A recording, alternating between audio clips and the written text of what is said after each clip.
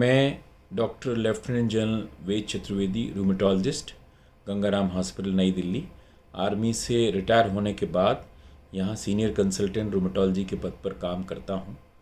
मैं आज आपको एक महत्वपूर्ण बीमारी के बारे में बता रहा हूँ जिसको सोसाइटी बोलती है एंकाइलोजिंग स्पॉन्डिलाइटिस, मैं बोलता हूँ स्पाइनल आर्थराइटिस।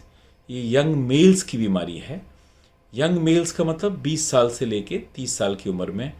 पहचानी कैसे जाती है कि कमर का दर्द होगा, जहाँ बंदर की पूंछ लगी रहती है उस इलाके में दर्द होगा, और वो भी कब दर्द होगा, जब वो आराम कर रहा हो। इसको बोलते हैं रेस्ट पेन। तो आराम कब करता है आदमी? रात में। तो सुबह सुबह करीब 2 या 3 बजे से ये दर्द शुरू हो जाता है और सुबह सुबह सबसे ज़्यादा होता है। तो दिन में तो ठीक रहता है वो, बट सुबह सुबह अकड़ जाता है। तो पेशेंट जनरली टिपिकली यही बोलेगा कि डॉक्टर साहब मेरे को रात में दर्द शुरू हो जाता है और सुबह तक बहुत अकड़ जाता हूँ मैं, और मेरा कमर में दर्द होता है, और जब चलता फिरता हूँ तो ठीक हो जाता है। इसको हम लोग बोलते हैं क्रॉनिक इन्फ्लेमेटरी बैक एक। इन्फ्लेमेटरी बैक एक है ये। यदि इसको क्यों होता है ये, कि वहाँ एक जॉइंट होता है, जहाँ बंदर की पूंछ लगी रहती है वहाँ एक जॉइंट होता है। उस जोड़ को बोलते हैं सैक्रोइलियक जॉइंट। मैं उसको बोलता हूँ स्पाइनल जॉइंट, और बीमारी को बोलता हूँ स्पाइनल आर्थराइटिस। यदि इसका इलाज ना किया जाए तो ये ऊपर तक फैल सकती है और आप झुक भी सकते हैं। और यदि इसमें और भी चीज़ हो सकती है, जैसे आँख लाल हो सकती है, आपके पेट में लूज मोशंस हो सकते हैं, आपके स्किन की कोई बीमारी हो सकती है। यदि इसको ये तो हो गया पहचानने का तरीका कि आपके कमर में दर्द होगा और सुबह सुबह अकड़ जाएगा, और नहीं ट्रीटमेंट करेंगे तो आप झुक सकते हैं, धीरे धीरे ये बीमारी बढ़ सकती है, जिसको कि हम लोग बोलते हैं बैम्बू स्पाइन। तब इसका रिसर्च किया गया कि इसको क्या ट्रीटमेंट किया जाए। आपको विश्वास नहीं होगा कि इसका कोई ट्रीटमेंट नहीं था। जब मैंने मेडिकल कॉलेज ज्वाइन किया, मैंने रूमेटोलॉजी किया, तब भी कोई ट्रीटमेंट नहीं था। आज से 30 साल पहले इसका कोई ट्रीटमेंट नहीं था।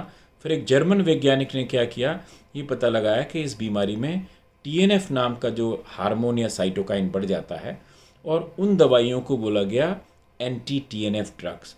उन दवाइयों के नाम हो सकते हैं ABCD, बट कहने के लिए बोल सकते हैं इन्फ्लिक्सीमैब है, इटरनेसेप्ट है, एडेलुमैब है, गोलियुमैब है। ये दवाइयाँ देते हैं। 100 में से 80-90% पेशेंट ठीक हो जाते हैं, बट कई पेशेंट नहीं ठीक होते। उनके लिए एक और बाद में पता लगाया गया कि एक और हार्मोन या साइटोकाइन बढ़ जाता है, उसको बोलते हैं IL-17। उसके अगेंस्ट में दवा बनाई गई, जिस दवा को बोलते हैं हम लोग सेकुकिन्यूमैब।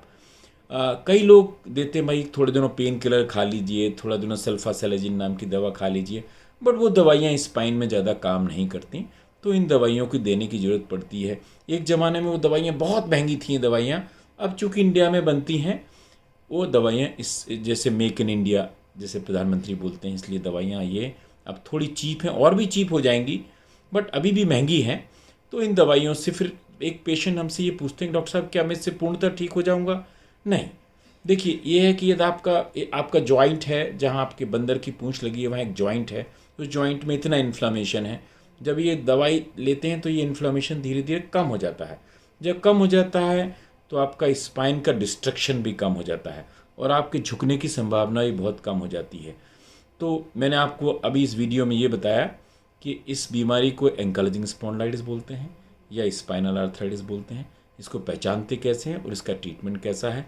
जैसे आप ब्लड प्रेशर का इलाज करते हैं, डायबिटीज़ का, ये लंबे टाइम तक आपको इसका इलाज कराना पड़ेगा, और इसके लिए क्वालिफाइड रूमेटोलॉजिस्ट को दिखाना पड़ेगा। जय हिंद।